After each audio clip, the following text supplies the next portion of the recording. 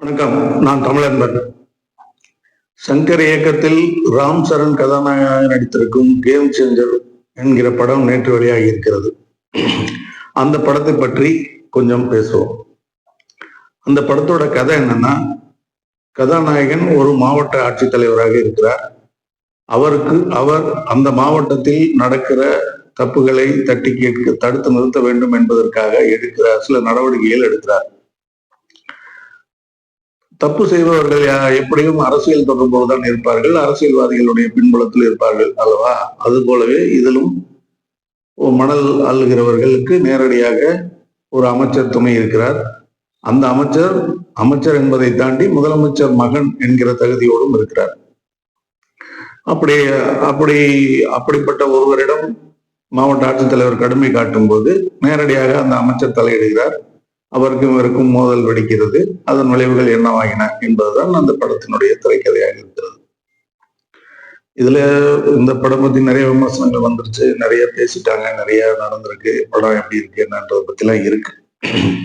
நம்ம பேச வேண்டிய ஒரு முக்கியமான விஷயம் என்னன்னா, இந்த படத்தின் கதாநாயகன் ஒரு மாவட்ட ஆட்சித்தலைவர், அதாவது அரசு அதிகாரியாக இருக்கிறார். வில்லனாக காட்டப்படுகிறவர் அமைச்சர், ஒரு மாநிலத்தினுடைய முக்கியமான அமைச்சராக இருக்கிறார். ஒரு கதாநாயகன் அரசு அதிகாரி, வில்லன் அரசியல்வாதி. இந்த இடத்துக்குள் வைத்துக்கொண்டு இவர்கள் இருவரும் சந்திக்கும் போது பேசுகின்ற விஷயங்கள், வசனங்களில் அரசியல்வாதிகள் எல்லாம் வெறுமனே சும்மா இருக்கிறவர்கள், அரசு அதிகாரிகள் தான் எல்லாவற்றையும் செய்கிறார்கள் என்கிற வசனங்கள் நிறைய இடம்பெற்றிருக்கின்றன. அதில் குறிப்பாக ராம் சரண் ஒரு கடிதமோ அல்லது ஒரு ஃபைல் தயாராகிறது என்றால் அதில் கீழே உள்ள கையெழுத்து மட்டும்தான் உங்களது, உள்ள இருக்கிற கண்டென்ட், உள்ளடக்கம், எழுத்து எல்லாம் எங்களது, நாங்கள் தான் உங்களை விட பெரியவர்கள் என்பது போல் பல இடங்களில் பேசுகிறார். ஒரு பொது மேடையில் அமைச்சர் அடிக்க பாய்கிறார். இது போன்று பல விஷயங்கள், அதாவது அவர் கதாநாயகன் என்பதற்காக அவர் இவ்வளவு விஷயங்கள் செய்கிறார் என்று காட்டியிருக்கிறார்கள்.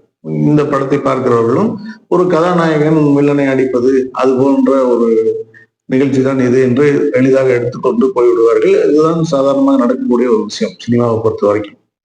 ஆனா இதுக்குள் உள்ளார்ந்து ஒளிந்திருக்கும் ஒரு மோசமான அரசியல் என்னவென்றால், தமிழ்நாட்டில் மட்டுமல்ல, குறிப்பாகவே இந்திய ஒன்றியத்தில் எல்லா இடங்களிலும், எல்லா மாநிலங்களிலும் தொடக்கத்தில் அரசியல்வாதிகளாக அல்லது அரசியல் தீர்மானிப்பவர்களாக பிராமணர்கள் என்று சொல்லப்படும் பார்ப்பனர்களே இருந்து வந்தார்கள்.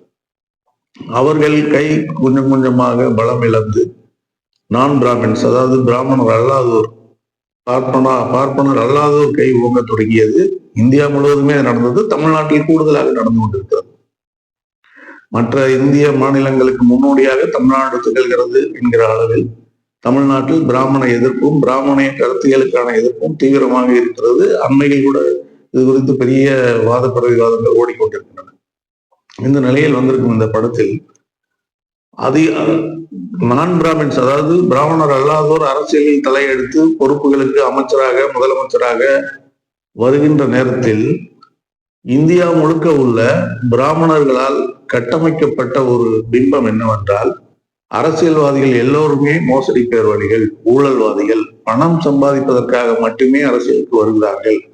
அவர்களுக்கு தம் குடும்பத்தை பற்றி குடும்பத்தை தவிர வேற எந்த கவலையும் இல்லை. தம் குடும்பத்தினர் உயர்வுக்கும், தாங்கள் பணம் சேர்ப்பதற்கும், தாங்கள் ஆடம்பரமாக வாழ்வதற்கும் நாட்டையே சீரழித்துக் கொண்டிருக்கிறார்கள் என்கிற கருத்தை உருவாக்குபவர்கள் பிராமணர்கள். அவர்கள் ஊடகம் முழுவதும் நிறைந்திருக்கிறார்கள். எல்லா அதிகார மையத்திலும் அவர்களே இருக்கிறார்கள். இந்தியா ஒன்றியத்தில் கிட்டத்தட்ட மக்கள் தொகையில் 3 விழுக்காட்டுக்கும் குறைவாக இருக்கிற அவர்கள் இந்தியாவின் உயர் பதவிகளில், அதாவது நிதித்துறை செயலாளர், வெளியுறவு செயலாளர் போன்ற எல்லா பெரிய துறைகளிலும் அதிகாரிகளாக 90 விழுக்காட்டுக்கும் மேல் அவர்களே பதவி வகிக்கிறார்கள் என்கிற புள்ளி வரும் அண்மையில் கூட வெளியானது. இவ்வளவு உயரத்தில் அவர்கள் இருந்து கொண்டு அவர்கள் செய்வதுதான் சரி, மற்றவர்கள் செய்வது தப்பில்லை என்பதை தொடர்ந்து நிறுவிக்கொண்டே இருக்கிறார்கள். அதற்கேற்ப நான் பிராமின்ஸ் பிராமணர் அல்லாத அரசியல்வாதிகளோ மற்றவர்களோ செய்கிற தவறுகளை ஊதாகரப்படுத்தி அதையே பெரிய குற்றச்சாட்டுகளுக்கு உள்ளாக்கி கொண்டே இருப்பார்கள். இந்திய அளவில் எடுத்துக்கொண்டால் முதலில் பீகார் மாநிலத்தில் லாலு பிரசாத் யாதவ் அவர்களுடைய மாட்டு தீவன ஊழல் என்கிற வழக்கு மிக பெரிதாக இருந்தது. அது படிப்படியாக கழுதை தேர்ந்து கட்டர்மானது போல் அவர்கள் முதலில் சொன்ன தொகைக்கும், அடுத்து குற்றப்பத்திரிகையில் வந்த தொகைக்கும், அடுத்து வழக்குகளில் வந்த தொகைக்கும் சம்பந்தமே இல்லாமல் எங்கோ போய்விட்டது. அதே போல 2G வழக்கு தமிழ்நாட்டில் நடந்து ஆராசா, கனிமொழி போன்றோர் கைது செய்யப்பட்ட வழக்கில் முதலில் சொல்லப்பட்ட தொகை என்ன, குற்றப்பத்திரிகையில் சொல்லப்பட்ட தொகை என்ன, வழக்கு முடிவில் என்ன நடந்தது என்பதை நாம் எல்லோரும் அறிவோம். இப்படி ஆனால் அந்த மாட்டு தீவன ஊழல் வழக்கும் 2G வழக்கு போன்ற வழக்குகள், இந்த விஷயங்களை எல்லாம் ஒரே நாளில் பெரிதுபடுத்தி விட முடிகிறது அவர்களால். எல்லா ஊடகங்களும் அவர்கள் கையில் இருக்கின்றன, எல்லா உயர் பதவியில் உள்ள அதிகாரிகளும் அவர்களாகவே இருப்பதால் அதை உடனடியாக செயல்படுத்தி விட முடிகிறது. அதன் விளைவு சம்பந்தப்பட்ட அரசியல்வாதிகள் மக்கள் முன்னால் குற்றவாளிகளாகி ஆட்சி பதவி இழப்பு, ஆட்சி இழப்பு போன்ற சிறை தண்டனை போன்றவற்றை அனுபவிக்க வேண்டியிருக்கிறது. இப்படி சொல்வதால் இவர்கள் குற்றமே செய்யவில்லை என்கிற வாதத்தை நான் முன்வைக்கவில்லை. இவர்கள் செய்கிற குற்றங்கள், இவர்களை குற்றங்களை செய்ய விட்டு வேடிக்கை பார்ப்பதும் அவர்கள்தான். இவர் ராம் சரண் இந்த படத்தில் பேசுவது போல், அதிகாரிகள் தான் உங்களுக்கு எல்லாவற்றையும் சொல்லித் தர வேண்டி இருக்கிறது என்பது போல், அந்த அதிகாரிகள் தான் இவர்கள் ஊழல் செய்யவும் சொல்லித் தருகிறார்கள் என்பதை மட்டும் அவர்கள் வசதியாக மறைத்துக் கொள்கிறார்கள். ஒரு இடத்தில் ஒரு அமைச்சர் பதவிக்கு வந்தவுடன் அந்த துறை செயலாளர் தான் அவருக்கு இந்த துறையில் என்னென்ன விஷயங்கள் இருக்கின்றன, இப்படியெல்லாம் இருக்கின்றன என்பதை எடுத்து கூறுவார். அதன்படி அவர் நடப்பார். அதில் உள்ள நெளிவு சுழிவுகள் எல்லாமே இருக்கும். எல்லாமே அதிகாரிகள் வழி நடத்துகிறார்கள் என்பதுதான் இவர்களுடைய வாதம். அதுதான் பெரும்பாலும் நடக்கிறது. பல இந்த அரசியல்வாதிகளில் தகுதியற்ற சிலர் அங்கு வந்து உட்காரும் போது அதிகாரிகளின் கோலோச்சுதல் அதிகமாக இருக்கிறது. இதெல்லாம் நாட்டில் உள்ள நடைமுறை. இதன் மூலம் இந்த விஷயத்தை அப்படியே திரையில் பிரதிபலிப்பதன் மூலம், திரையில் அதிகாரிகள் நல்லவர்கள், அதிகாரிகள் தான் நாட்டை சுத்தமாக வைத்திருக்க பாடுபடுகிறார்கள், ஆனால் அரசியல்வாதிகள் தப்பானவர்கள், அவர்கள் தங்களுடைய பதவிக்காக பிறரை கொலை செய்ய தயங்க மாட்டார்கள், நம்பிக்கை துரோகம் செய்ய தயங்க மாட்டார்கள், இயற்கை வளத்தை அழிக்க தயங்க மாட்டார்கள் என்று ஏகப்பட்ட குற்றச்சாட்டுகள். ஒரு அரசியல்வாதி வில்லன் என்றால் சொல்லவா வேண்டும்? ஏகப்பட்ட குற்றச்சாட்டுகள் படத்தில் வைக்கப்படுகின்றன.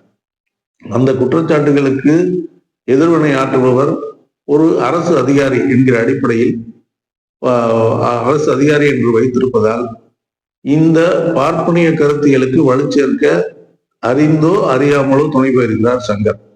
அவர் இந்த விஷயத்தை தெரிந்து செய்தாரா, தெரியாமல் செய்தாரா என்பது அவருக்கே வெளிச்சம். இது ஒரு பக்கம் என்றால், இன்னொரு பக்கம் இந்த படத்தில் ஒரு வில்லன் தவறு செய்யலாம், கதாநாயகன் என்பவன் ஒரு நியாயத்தோடு, நேர்மையோடு, அறத்தோடு நடந்து கொள்ள வேண்டும் என்கிற எதிர்பார்ப்பு மக்களிடத்தில் இருக்கும். இந்த படத்தில் அந்த இடத்திலும் குறை வைத்திருக்கிறார் சங்கர். கதாநாயகன் ராம் சரண் அவர்கள் அவருடைய அம்மாவாக நடித்திருக்கும் அஞ்சலி ஒரு முக்கியமான கட்டத்தில் அவர் என் அம்மா இல்லை, அவர் மனநலம் சரியில்லாதவர், அவர் ஏதோ அதனால் பொய் சொல்கிறார் என்று சொல்லிவிடுவார். இது அந்த கதாநாயக பிம்பத்துக்கும் இழுக்கான ஒரு விஷயம். அவர் அம்மா என்று சொல்லி போராடுகிறார் என்று திரைக்கதை எழுதியிருந்தால் அது வரவேற்கக்கூடியதாக இருந்திருக்கும். அடுத்து இவர் ராம் சரண் தேர்தல் நடத்தும் அதிகாரியாக வருகிறார். தேர்தலில் முதலமைச்சர் வேட்பாளராக போட்டியிடுகிறார் S.J. சூர்யா. அப்பொழுது அவருடைய தொகுதியில் அவர் கள்ள ஓட்டு போடுகிறார். கள்ள ஓட்டு போடுவதை நீங்கள் அனுமதித்தாக வேண்டும் என்று ஏதோ ஒரு நெருக்கடி கொடுக்கிறார். அதை கதாநாயகன் ஏற்றுக்கொள்கிறார். ஏற்றுக்கொண்டு அதே சமயம் மக்கள் அந்த கள்ள ஓட்டு போடுவதற்கு ஏராளமானோர் கள்ள ஓட்டு போடுகிறார்கள். அவர் விரலில் மை அழிக்கிற இடத்தில் ஏதோ ஒரு அமிலத்தை தடவி அவர்களுடைய மை வைக்கும் விரல் எல்லாம் வீங்கி போகிற மாதிரி செய்து அவர்களை எல்லாம் கைது செய்கிறார். அதாவது தலையை சுற்றி மூக்கு தொடர மாதிரி ஒரு விஷயத்த பண்றாரு. அப்படியெல்லாம் பண்ணிட்டு இந்த தேர்தல் செல்லாது, அந்த இடத்துல இந்த தேர்தல் இதை காரணமா காட்டி தேர்தல் செல்லாதுன்னு சொல்லியிருந்தா பரவாயில்ல. தேர்தல் வாக்கு எண்ணிக்கை நடக்கிற மையத்தில் ஒரு JCB இயந்திரங்களை எல்லாம் கொண்டு அடித்து நோக்கி உடைக்கிறார்கள். உடைத்து அந்த ஓட்டு வாக்கு இயந்திரங்களை எல்லாம் எடுத்து உடைக்கிறார் S.J. சூர்யா. எல்லாவற்றையும் உடைத்த பிறகு இந்த தேர்தல் செல்லாது என்றுதான் நீ அறிவித்தாக வேண்டும் என்று அவரே சொல்கிறார். உடனே கதாநாயகன் என்ன சொல்கிறார், இல்லை, இங்க மொத்தம் பதிவான வாக்குகள் என்ன 50,000 வாக்குகள் பதிவாகுமா, அத்தனையும் நீங்களே வைத்துக் கொள்ளுங்கள், உங்கள் கட்சிக்கே வைத்துக் கொள்ளுங்கள், அப்படி வைத்தாலும் நீங்கள் வெற்றி பெற முடியாது என்று ஒரு முடிவு எடுக்கிறார். அப்படிதான் தேர்தல் முடிவும் அறிவிக்கப்படுகிறது. இதெல்லாம் என்ன கேலி கூத்து? ஒரு அரசியல் படம் எடுக்கிறவர் இவ்வளவு கேலி கூத்தான காட்சிகளை வைத்த படம் எடுக்க முடியும்? ஒரு தேர்தலில் வாக்குப்பதிவு ஒரு ஒரு பூத் என்று ஒரு வளாகத்தில் கலவரம் நடந்து வாக்குப்பெட்டி வாக்குப்பதிவு இயந்திரம் கைப்பற்றப்பட்டாலோ அல்லது உடைக்கப்பட்டாலோ அல்லது தூக்கி தள்ளப்பட்டாலோ அந்த அந்த இடத்தில் தேர்தல் ரத்து என்பதுதான் இன்றைக்கு இயல்பாக இருக்கிற நடைமுறை. அதை சற்றும் புரிந்து கொள்ளாமல் அவ்வளவு பெரிய கலவரம் நடந்த பிறகும் அதை அப்படியே அது எப்படி ஒரு அதிகாரி அவ்வளவு முடிவு செய்து விட முடியும்? எல்லாவற்றையும் அப்படியே வைத்து உங்கள் கட்சிக்கு இந்த 50,000 வாக்குகளையும் வைத்துக் கொள்ளுங்கள், அவர்கள் 10 லட்சம் வாங்கி விட்டார்கள், நீங்கள் 2.5 லட்சம் தான் வாங்கியிருக்கிறீர்கள், நீங்கள் தோற்று விட்டீர்கள் என்றெல்லாம். அதாவது மக்களை எவ்வளவு பலவீனமாக நினைத்துக் கொண்டு இவர்கள் இப்படியெல்லாம் காட்சி எழுதுகிறார்கள், சிந்திக்கிறார்கள், வைத்திருக்கிறார்கள் என்பது புரியவே இல்லை. இத்தனைக்கும் இந்த படத்தில் சங்கர் இயக்குனர் என்றால் இதனுடைய மூலக்கதை கார்த்திக் சுப்புராஜ் எழுதியிருக்கிறார் என்றும் பாராளுமன்ற உறுப்பினரும் இலக்கியவாதியும் எழுத்தாளருமான சு வெங்கடேசன் அவர்களுடைய பெயரெல்லாம் படத்தில் இடம்பெறுகிறது. அவர் பெயர் போட்டுக்கொண்டு இவர்கள் தான் எல்லா வேலையும் செய்திருப்பார்கள். குறைந்தபட்சம் அவர் தன்னுடைய பெயரை பயன்படுத்த வேண்டாம் என்று சொல்லியிருந்தால் அவருக்கு அவர் பெயரை இந்த இடத்தில் உச்சரிக்க வேண்டி வந்திருக்காரு. இப்படி தப்பா அதாவது ஒரு கருத்தியல் ரீதியாகவும் பார்ப்பனிய கருத்தியலை தூக்கி பிடிக்கிற படமாக வைத்துக் கொண்டு அது ஒரு திரைமொழியில் கதாநாயகன் வில்லன் என்கிற ஒரு போட்டியில் கதாநாயகன் எல்லாவற்றையும் சரியாக செய்வார் என்கிற சிந்தனை கூட இல்லாமல், கதாநாயகனுடைய பாத்திர படைப்பு சரியாக வடிவமைக்கப்பட வேண்டும் என்கிற எண்ணம் இல்லாமல் தப்பாக வடிவமைத்து ஒரு அதிகாரிக்கு எவ்வளவு எல்லை உண்டு, எத்தனை கட்டுப்பாடுகள் உண்டு என்பது புரியாமல் அவர் நினைத்தா எல்லாம் செய்து விடலாம். அதாவது ஒரு எந்த பொறுப்பும் இல்லாத கதாநாயகன் எதை வேண்டுமானாலும் செய்யலாம் என்று காட்டிவிட்டால் தப்பில்லை. ஒரு பொறுப்புள்ள மாவட்ட ஆட்சித்தலைவர், அதுவும் நாட்டையே திருத்த வேண்டும், அரசியலில் இப்படியெல்லாம் செய்தால்தான் அரசியல் சுத்தமாகும், நாடு சுத்தமாகும், மக்கள் நன்றாக இருப்பார்கள் என்கிற கருத்தை சொல்லி எடுக்கிற படத்தில் இவ்வளவு பிள்ளைகளையும் இவ்வளவு தவறுகளையும் வைத்திருக்கிறார் இயக்குனர் சங்கர். அவருக்கு அவருடைய அரசியல் புரிதல் பூஜ்ஜியம் என்று அதற்கும் கீழே இருக்கிறது என்பதுதான் இந்த படத்தினுடைய வெளிப்பாடாக இருக்கிறது. வெறுமனே கூட்டம் கூட்டமாக மக்களையும் சாலைகளுக்கு வண்ணம் பூசியும் வீடுகளுக்கு வண்ணம் பூசியும் படம் எடுத்து காட்சிக்கு இனிமையாக காட்டிவிட்டால் போதாது. உள்ளே என்ன சொல்ல வருகிறார் என்பது ரொம்ப முக்கியமான விஷயம். அவர் இந்த படத்தில் இறுதியாக இந்த படத்தில் கதாநாயகன் முதலமைச்சர் ஆகிறார். திடீரென்று அவர் தேர்தல் அதிகாரியாகவும் அவர் தான் இருக்கிறார், அவரே முதலமைச்சரும் ஆகிவிடுகிறார். அதுக்கு இன்னொரு கட்சி பெரிய அளவில் வெற்றி பெறுகிறது. அந்த கட்சி வெற்றி பெற்றவுடன் அந்த கட்சி இவரை முதலமைச்சராக தேர்ந்தெடுக்கிறது. அதுக்குள்ள கதையெல்லாம் இருக்கு. இவர் ஏன் முதலமைச்சராகிறாரு, அந்த கட்சி ஏன் இவரை தேர்ந்தெடுக்கிறது இருக்கு, இவங்களுடைய அப்பா தான் அந்த கட்சி ஆரம்பிச்சாருன்னு கதையெல்லாம் வச்சிருக்காங்க. அதெல்லாம் வைத்து விட்டு கடைசியாக சில விஷயங்களை அவர் மக்களுக்கு முன்வைக்கிறார். இந்த அரசு என்ன செய்ய போகிறது என்பதில் ஆம்புலன்ஸ் வாகனம் போல் 101க்கு அழைத்தால் தொலைபேசியில் அழைத்தால் அவசர சிகிச்சை வாகனம் உங்களை கூட்டி சென்று மருத்துவமனையில் சேர்க்கும் என்பது போல் 141 என்கிற எண்ணை வைத்து ஒரு நடமாடும் நீதிமன்றம் போல் ஒரு இதை காட்டுகிறார்கள். அந்த வாகனத்துக்கு நடமாடும், அதாவது ஒரு நாளில் தீர்க்க வேண்டிய வழக்கை ஒரே நாளில் தீர்த்து விடுவோம், ஒரு வாரத்தில் தீர்க்க வேண்டிய வழக்கை ஒரே வாரத்தில் தீர்த்து விடுவோம் என்று ஒரு முடிவை அவர் சொல்கிறார். இதுதான் நாட்டை முன்னேற்றி செல்ல வழிநடத்த ரொம்ப பயன்படுவதாக இருக்கும் என்று இறுதியாக அவர் சொல்கிற முடிவு இதுதான். அவருக்கு தெரியுமோ தெரியாதோ, ஏற்கனவே இது நடைமுறையில் உள்ளது.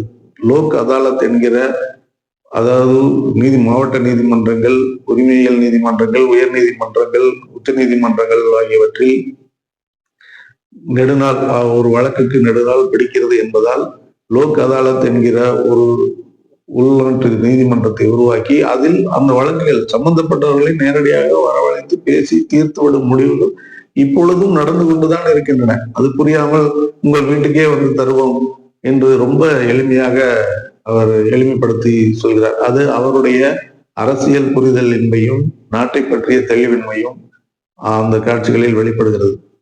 இப்படி பார்ப்பனிய கருத்தியலை தூக்கி பிடித்து வெகு மக்களுக்கு எதிரான ஒரு கருத்தை இவரும் உயர்த்தி பிடிக்கிறார்.